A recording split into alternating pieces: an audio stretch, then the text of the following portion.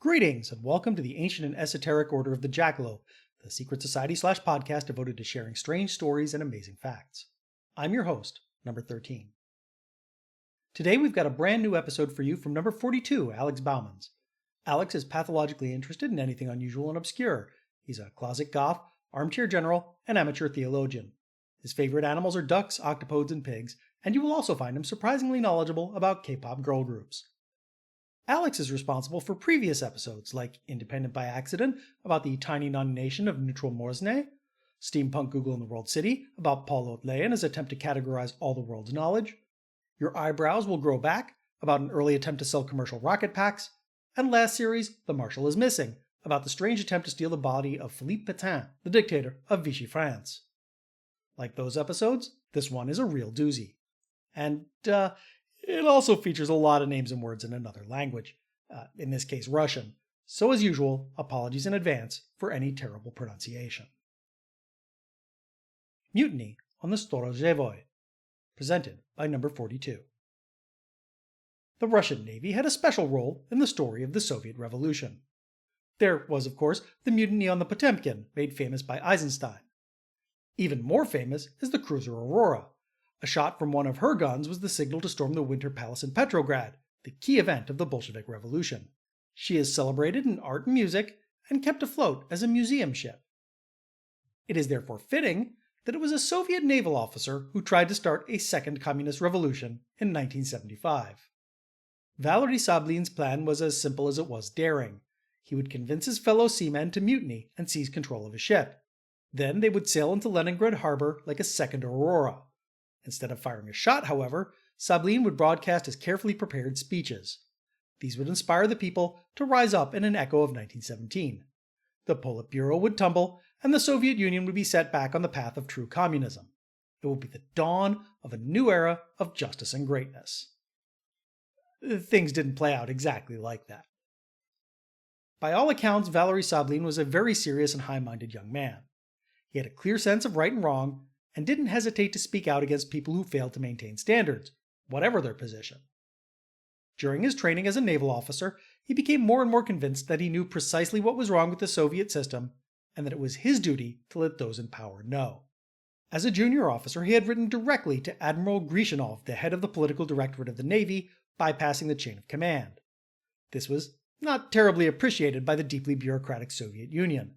In 1963, he wrote a lengthy letter to Khrushchev himself, criticizing current government policy and offering suggestions for improvement, saying the Communist Party needed to rid itself of sycophants and corrupt officials on the take.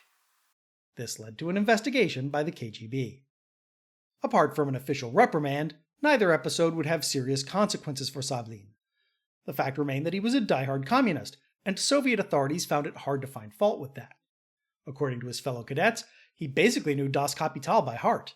He was also an amateur artist and presented his wife for her 30th birthday with a hand-drawn portrait of Karl and Jenny Marx. Who says romance was dead in the Soviet Union? When Brezhnev replaced Khrushchev at the head of the state in 1964, the Soviet Union entered what would later be known as the Era of Stagnation.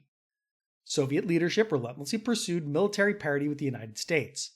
This built up an impressive military establishment, but there was little attention for consumer goods or the well-being of the people. As a result, the gap between the standard of living in the Soviet bloc and the West grew steadily. Likewise, the political focus on stability led to bureaucracy, conformism, and immobilism. Power was held by a closed group of party officials who were chosen not for their competence, but for their loyalty to the regime. These nomenklatura held on to power as long as possible, turning the Soviet Union into the gerontocracy of the late 1970s and early 1980s. To an idealistic thinker like Sablin, it was clear that the Soviet Union had strayed far from its revolutionary ideal. Sablin set out to study communist thought so he could put the country back on track. This led him to choose a career as a zampolit, or political officer, in the Navy. This was very much a sideways move. Political officers were hand-picked men who were tasked to keep the flame of communist ideals burning and keep the conscripts in line ideologically. However, they were on a different career path from standard bridge officers. Choosing this path meant that Sablin effectively lost any chance of ever commanding a ship. To become a zampolit, one had to be steeped in communist thought. Sablin enrolled in the Frunze Academy, but as he finished course after course, his disillusionment grew. He had hoped his training would enable him to cut through the state's rhetoric and give him access to restricted information, including books critical of the Soviet Union. Yet what he encountered was only rote learning and formulaic thinking. It was propaganda all the way down. It was clear that the Soviet geriatric leadership was only thinking of their own position and would never lead the country to true communism and prosperity. As Sablin saw it, Brezhnev and his cronies had stolen the communist revolution from the people. Something or someone needed to reboot the system. The people were desperate for change, and Sablin was convinced that he was the person to kickstart this second communist revolution. As he wrote to his wife Nina, "I have not always been a revolutionary. For a long time I was a liberal, satisfied that just a little change here and there was all that was necessary to fix our system.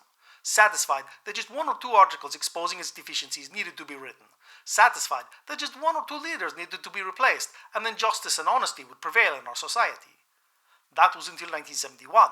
My studies in the academy finally convinced me that the armor of the state and party machine is so thick that even direct hits on it won't make a dent and are ultimately futile. This machine needs to be broken from within, using its own armor against it." As his career progressed, Sablin finally found himself in a position where he could enact his plan. By the spring of 1975, he had been appointed the political officer of the Storozhevoy, second in command to the captain. The ship belonged to the latest class of large anti-submarine vessels that were entering service in the 1970s. The introduction of U.S. nuclear submarines armed with Polaris missiles had created a pressing need for anti-submarine capability in the Soviet Navy, and the Project 1135 Burevestnik class was part of the answer. NATO knew them as Krivak-class guided missile destroyers. The Storozhevoy was one of the more recent members of this class, having entered service in 1974, and it represented the latest in Soviet anti-submarine capability. Its main task was to hunt down and destroy U.S. nuclear subs. The main armament consisted of anti-submarine missiles, which could be equipped with either a conventional explosive charge or a 5-kiloton nuclear warhead. The Soviets weren't messing about when it came to killing U.S. subs. This was supplemented by conventional torpedo tubes and depth charge launchers. For self-defense, she had 2 twin launchers for anti-aircraft missiles, 9M33 or in NATO parlance SAN-1, and 2 twin turrets with 76mm guns. Now timing was of the essence if Sablin's plan was to succeed. In the Soviet Navy, the bulk of the crew was made up of young conscripts. This meant Sablin had a limited number of months in which to establish a rapport with the crew and convince them of his views, before they would be replaced with a fresh contingent and he would have to start all over again. On board a Soviet ship, the Zampolit was not only responsible for educating the conscripts in party ideology, but was also for maintaining morale. They ran the library, organized trips, and arranged other activities. Sablin showed himself to be much more approachable than the ship's captain Anatoly Potulny, whose aloof manner earned him the nickname of the Count. And in the Soviet Union, when people started to give you titles of nobility, this was not a mark of appreciation. Where Potulny saw the crew as cogs in a machine, whose sole purpose was to follow orders, Sablin treated his fellow crewmen as human beings. He had numerous opportunities to present his vision to the crew during the obligatory sessions of political education. During these sessions, the Zampolit usually droned on while the crew tried to catch up on their sleep. Sablin actually engaged in discussion with the conscripts, and talked about the failings of the system and the need for drastic action to return to true communism. The conscripts were mostly fresh out of school and had grown up in a system where the party would tell you what to think. So when a representative of that party told them it was time to get rid of the old fogies who were blocking progress and that drastic action was needed, they listened. Sablin also assured the crew that there were many in the fleet who wanted change and that a spark was needed to reignite the flame of revolution. The Storozhevoy would go down in history as a second cruiser Aurora. All very heady stuff if you were an 18-year-old who had just left home. As Sablin's standing among the crew grew, he became confident that he could pull his plan off. Sablin especially established a close connection with his assistant, a young conscript called Alexander Shane. Shane would be Sablin's right man during the operation. The date chosen was November 8th. This was symbolic. It was just after the anniversary of the October Revolution on November 7th, and what better time to sail into Leningrad for the rebirth of the Soviet Union. It also meant that many military personnel would be on leave and or nursing a hangover. Besides, there were pressing practical reasons. The Storozhevoy would then be in Riga harbor in order to take on a new crew. If Sablin wanted to act, this was his last chance. Also, for those wondering why the Soviets commemorated the October Revolution in November, that is because Imperial Russia never had much time for newfangled popish ideas like the Gregorian calendar. Faithful to the Orthodox tradition, Russia stuck to the Julian calendar, which, by 1917, was 13 days behind the Gregorian reckoning. In early 1918, the new Soviet regime decided to synchronize with the rest of the world, so October 25th Old Style became November 7th New Style. Anyway, the plan was set in motion. Early in the evening of November 8th, Sablin informed the captain that the crewmen were boozing on the lower decks. Potulny, as befitted his reputation, immediately went to sort it out in person. As he descended to one of the sonar posts deep down in the bow, Sablin shut and locked the door behind him. Potulny also found that the phone in the compartment had been dismantled, and there was a letter to him from Sablin explaining his plans and some books from the ship's library. Sablin assembled the crew to watch a film, fittingly, Eisenstein's Battleship Potemkin. When he had them all in one place, Sablin announced that he had locked up the captain and was planning to sail to Leningrad to start a second Soviet revolution. Once in Leningrad harbor, they would broadcast a speech that would incite the people to topple the regime. He assured the crew that most of the navy and the population of Leningrad was on their side. Alexander Shane was behind him, ready to back him up if there was any trouble. Sablin had given him a pistol, with orders to draw it if things got ugly. The gun was unloaded, but the conspirators hoped that it would be enough to intimidate any opposition. Reportedly, 8 of the 15 officers present and most of the crew agreed to carry out the plan. The dissidents were then locked up below decks. The die was cast, and the Second Communist Revolution was on. What happened next is difficult to piece together. For one thing, nobody at the time had a clear idea of what was going on. Secondly, afterwards, the Soviet authorities forbade all mention of the incident. After the fall of the Soviet regime, a number of accounts and documents came to light, but by then memories had become garbled, records had been destroyed, and parts of the tale had grown considerably in the telling. So we have a number of mostly contradictory accounts. The KGB did conduct a thorough investigation to construct a detailed timeline of events, but that report, assuming it still exists, remains secret. The best account comes from Swedish intelligence, which kept a close watch of Russian military activity in the Baltic, specifically monitoring radio transmissions. This gave them a grandstand view of the whole affair, whose significance only became clear afterwards. I have tried to piece together this story based on what I consider the best informed sources. Things went off to a bad start. Second Lieutenant Vladimir Firsov had ostensibly supported the mutiny to avoid being locked up with the rest of the dissidents. He then literally jumped ship to warn the authorities by climbing down the line to the buoy to which the Storozhevoy was moored. He then climbed up to the ship's neighbor, the submarine S-263, that was moored to the same buoy. He knocked on the conning tower to alert the crew. The submarine captain reacted as could be expected when faced with an excited sailor knocking on his hatch after a holiday. Firsov was arrested for being drunk and disorderly. In the captain's defense, if a ship's officer told you that their Zampolit had gone rogue and was heading for Leningrad to start a new revolution, your first reaction would likely be, go home, you're drunk. Eventually, a doctor was fetched to confirm that Firsov was sober. The submarine captain then alerted his superior officers and the chief of base security. As nobody could make any sense of the situation, and the Storozhevoy wasn't responding to radio calls for clarification, the chief of base security took a command decision. He took 3 armed guards and went to have a look at the Storozhevoy himself and figure out what all the fuss was about. By the time he arrived, it was too late. The ship had left her moorings. After the escape of Firsov, the conspirators had realized that the authorities could move at any minute to block them. At 1 o'clock a.m., battle stations were sounded, and the ship left harbor. Once it was established that the Storozhevoy had sailed without orders, the Soviet Navy sprang into action. The commanding officer of the Baltic Fleet was alerted, who immediately gave orders to launch a pursuit force. A small flotilla, consisting of the older anti-submarine destroyer Komsolets Litvy and 3 small but fast anti-submarine corvettes, set out to hunt for the Storozhevoy. Meanwhile, news of the mutiny continued moving up the chain of command until it reached Brezhnev, whose reaction was as brief as it was drastic. Stop the ship or sink it. Baltic High Command continued to radio the Storozhevoy, to no avail. All they received was a list of demands from the ship's Revolutionary Committee, whose only member really was Sablin, but you can't have a proper communist revolution without a committee.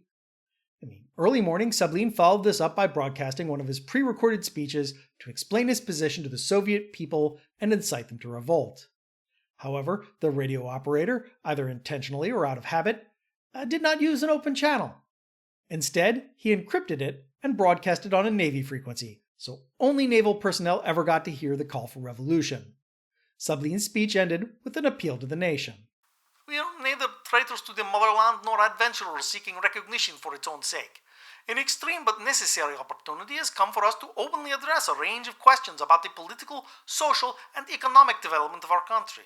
The future of our people should be discussed by everyone without pressure from the state or party. We decided to make this announcement with a clear understanding of the responsibility we have for the fate of the motherland, and with a sincere desire to achieve genuine communist relations in our society. But we also recognize the danger of physical and moral destruction at the hands of state institutions or hired guns. Therefore, we are turning for help to all honest people in our country and abroad. If at 21:30 Moscow time tonight you do not see a representative from our ship on your television screens, we ask you not to go to work tomorrow, and to continue this strike until the government ceases its harsh repression of free speech and you hear from us again. Support us, comrades. Goodbye.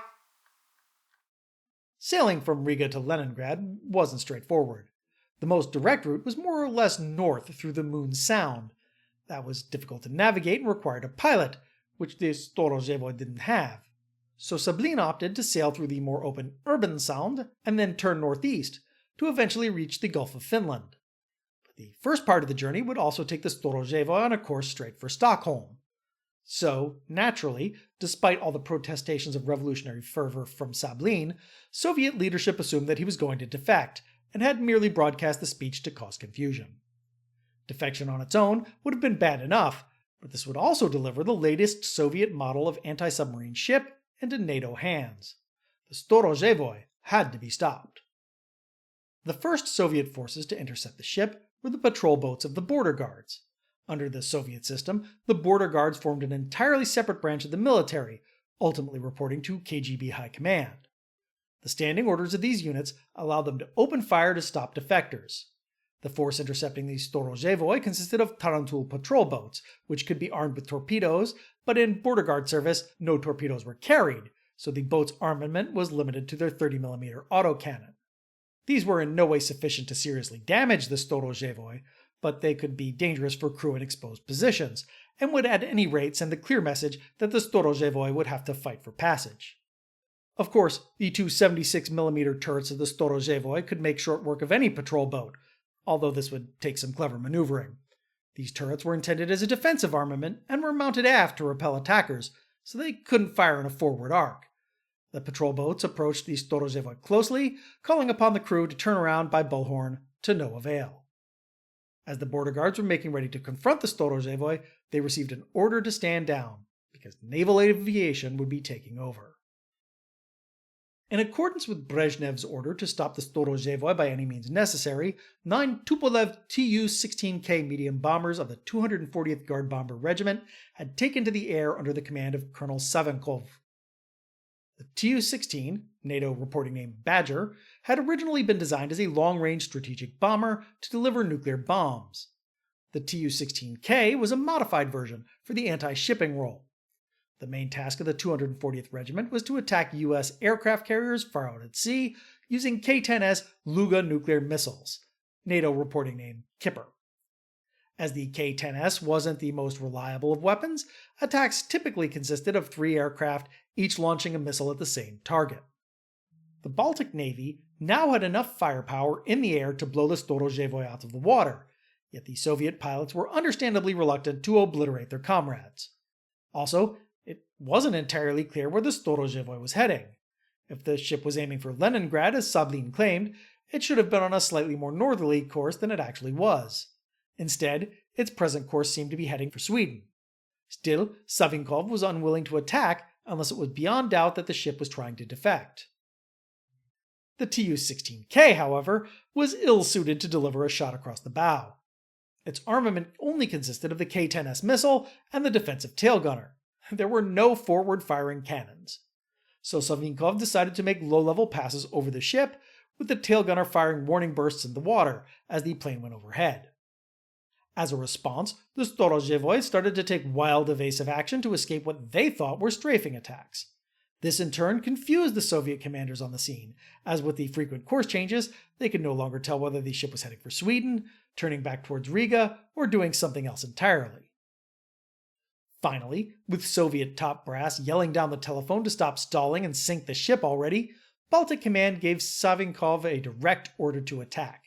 The first 3 Tu-16Ks formed up to make an attack run. The shadowing patrol boats and the pursuit force coming up were warned to stay well clear of the Storozhevoy.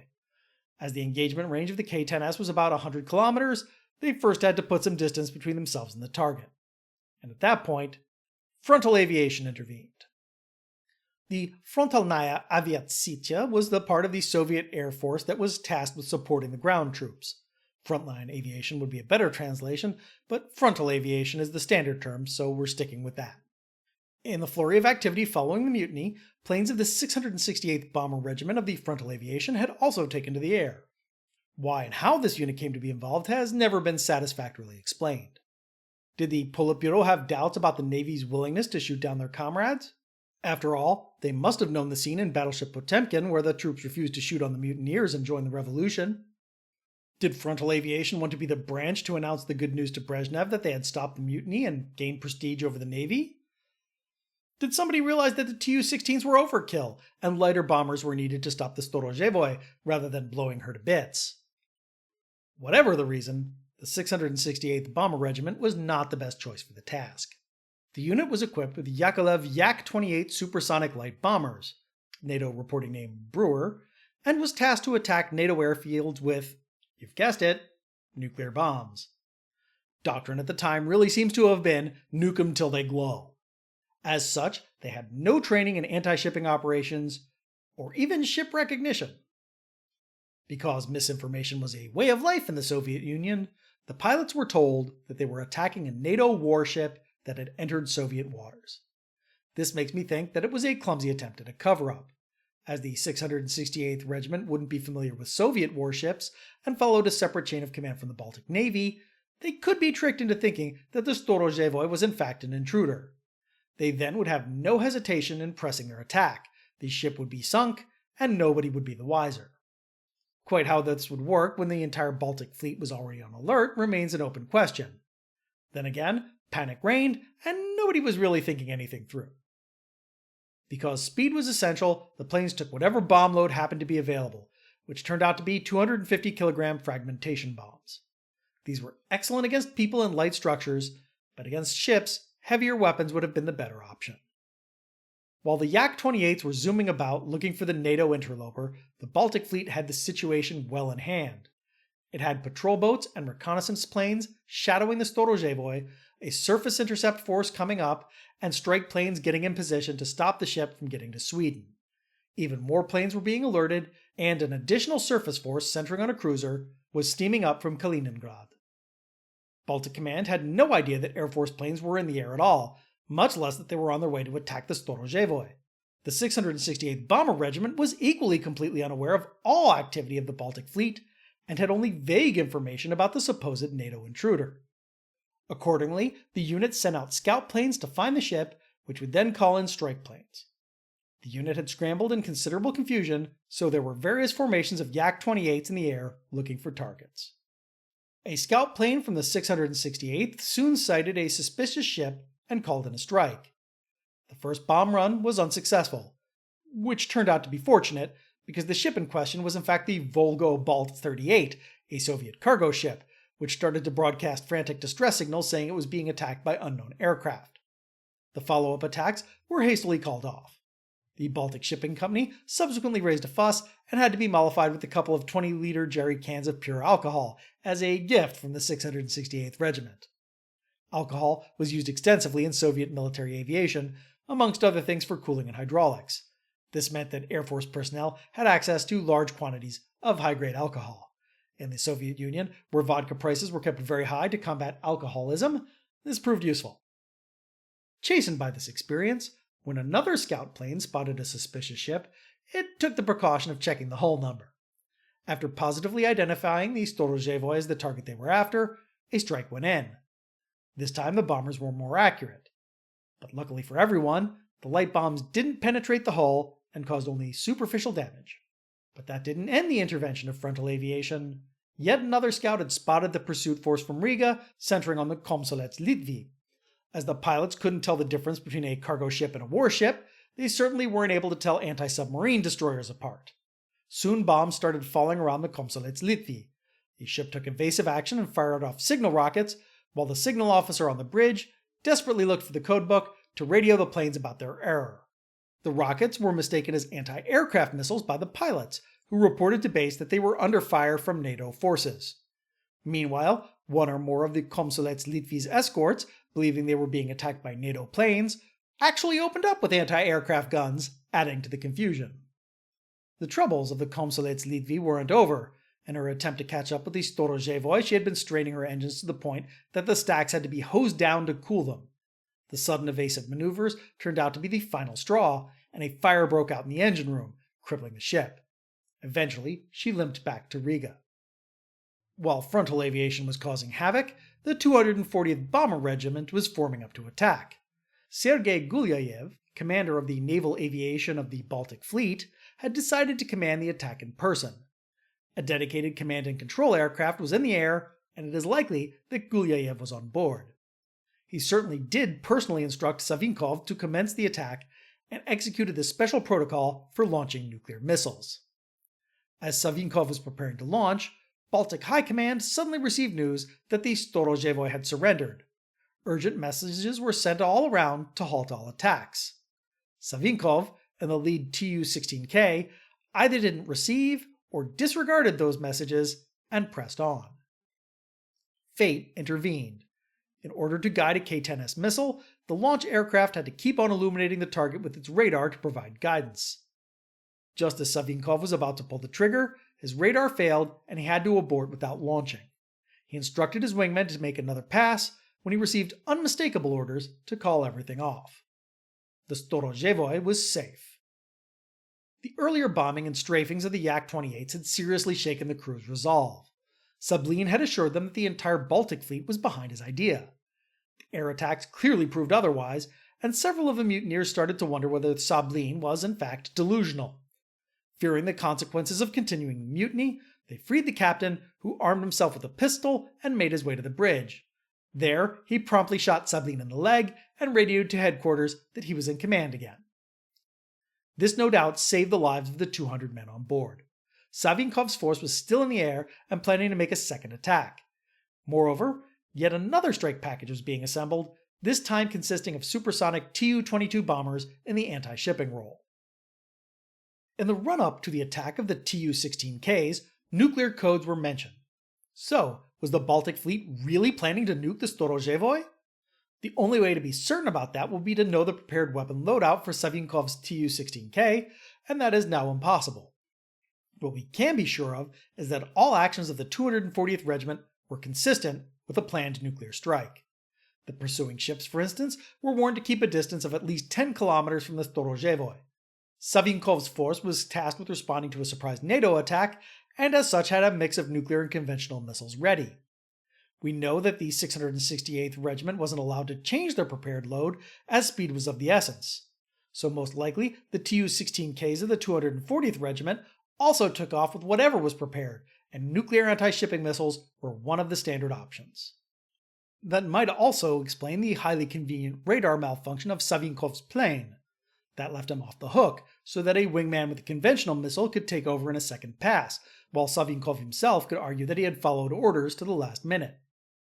The main argument against the nuclear theory is, of course, that such an attack would have had immense consequences.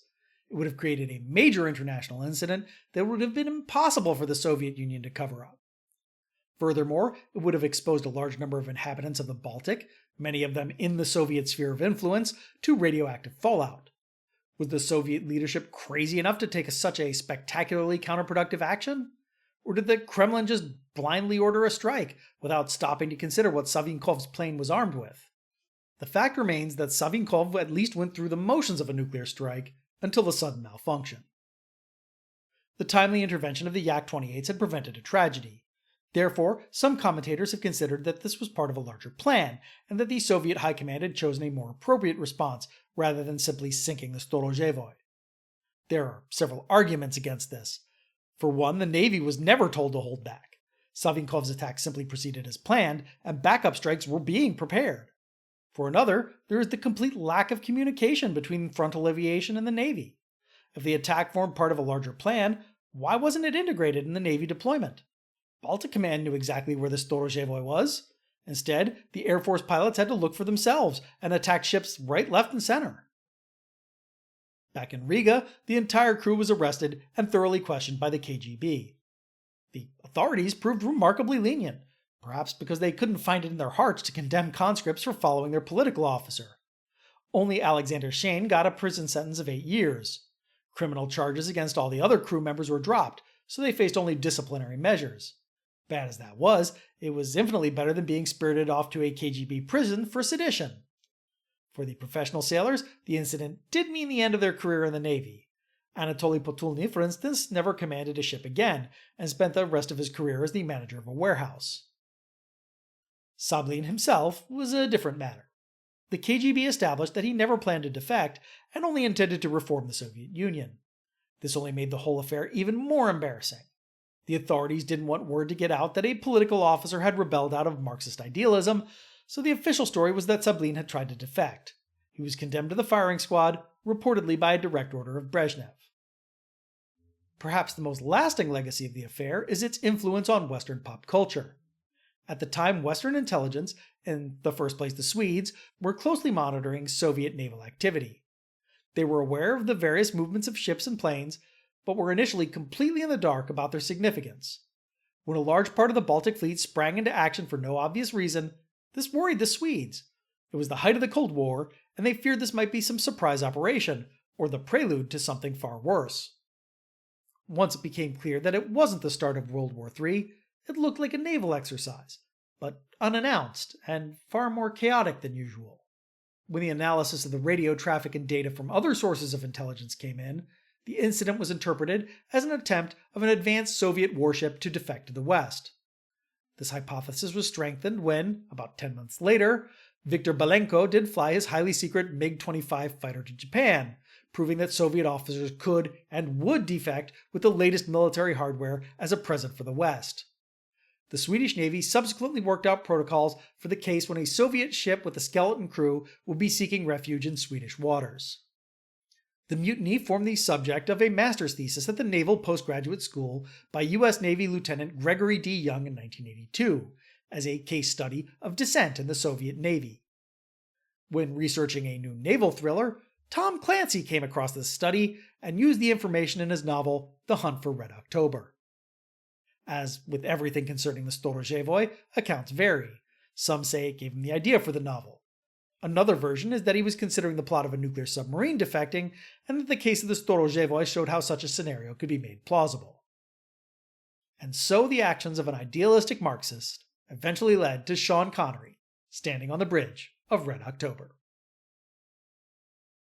Key sources for this episode include Michael Fredholm Von Essen's The Hunt for the Storozhevoy, and Gregory D. Young and Nate Braden's The Last Sentry.